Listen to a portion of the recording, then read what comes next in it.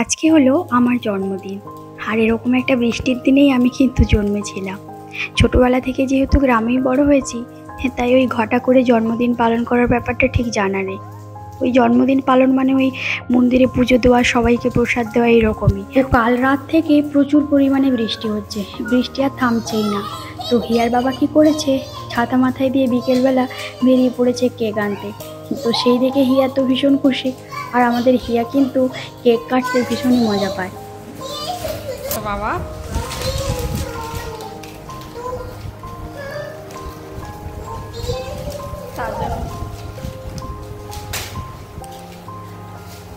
তবে হিয়ার বাবা কিন্তু কোনো বছরই আমার জন্মদিন বলে না। তো বিবাহিত জীবন নিয়ে হিয়ার বাবার সাথে আমার ওই 10-12 বছরের মতো হয়ে গেল সম্পর্ক।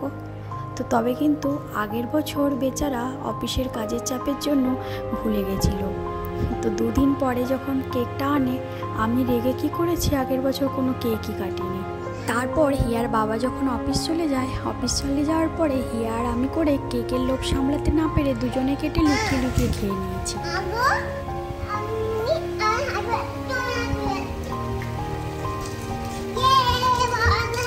কার হ্যাপি বার্থডে? কার হ্যাপি বার্থডে? তোমারও?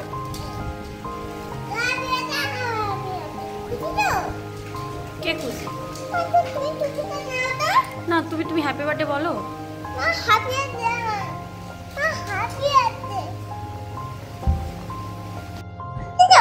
খুব খুশি, খুব খুশি আমি।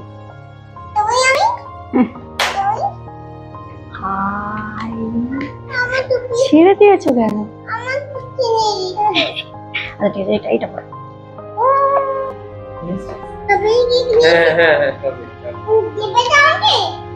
তুমি আমরা সবাই খাবো। আবার হাত দিচ্ছ কেন?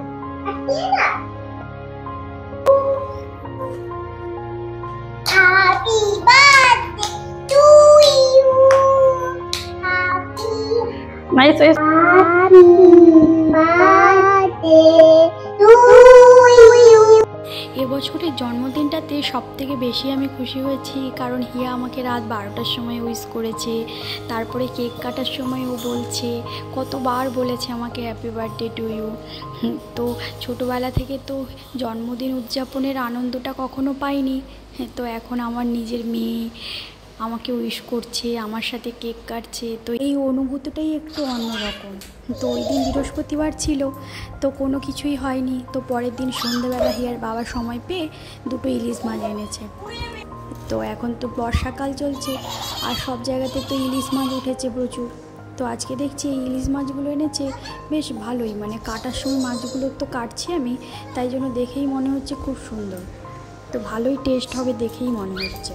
আর আমাদের হিয়া মাছ খেতে একদমই পছন্দ করে না, কিন্তু মাছ দেখলে এত আনন্দ হয়, এত খুশি হয়, কী বলবো।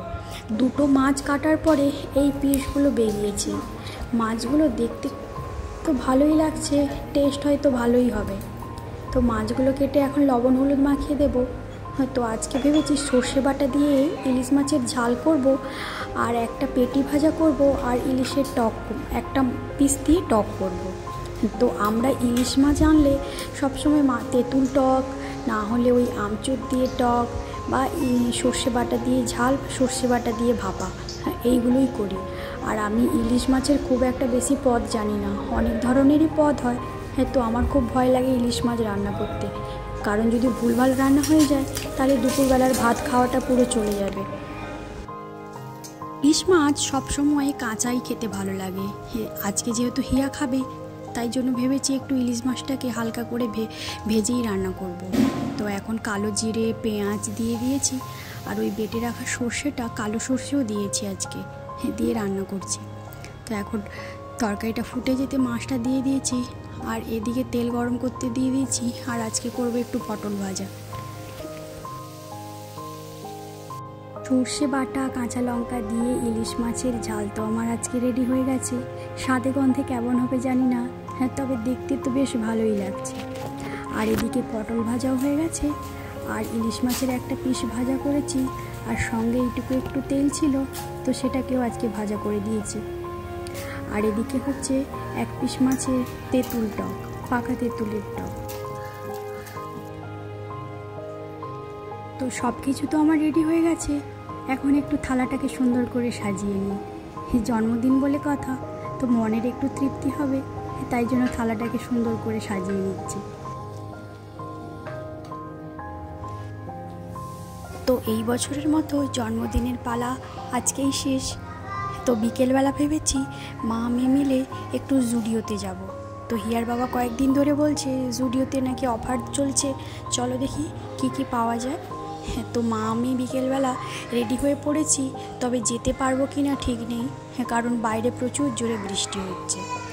তো সত্যি সত্যি সেই দিন রাত্রিবেলা বৃষ্টি হচ্ছিল বলে যেতে পারিনি।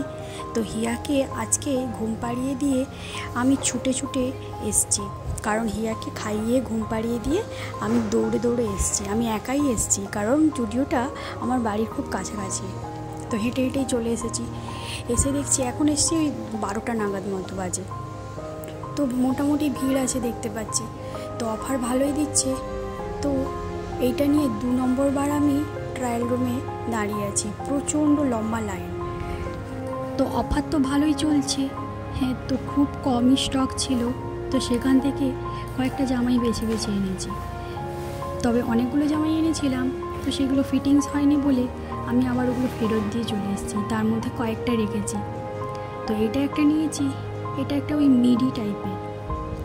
জুডিওতে অ্যাকচুয়ালি ওয়েস্টার্ন ড্রেসই বেশ ভালোই পাওয়া যায়। হ্যাঁ, তো আমি গেছিলাম জিন্স নিতে, তো জিন্সটা তো আমার মাপে পাওয়া গেল না। আর এটা একটা ম্যাক্সি ড্রেস, হ্যাঁ, তো ওটা আমার একটু লুজ আছে, ওটাকে ফিটিংস করতে হবে। আর এটা একটা নিয়েছি, এটা একটা ক্রপ টপ। জিন্সটা নিলে জিন্সের সাথে যদি এটা পরতাম তাহলে দেখাতে পারতাম পরে আর কি। ও এই কালারটা আমার এত পছন্দের, তো লাস্টে দেখি এটা 150-তে পেয়েছি, তাই জন্যই জামাটাকে আর ছাড়িনি। তো এবছরের মতো জন্মদিনের পালাও শেষ, আর জামা কাপড় কেনাও শেষ। তো দেখা হচ্ছে আবার পরে কোনো ভিডিওতে।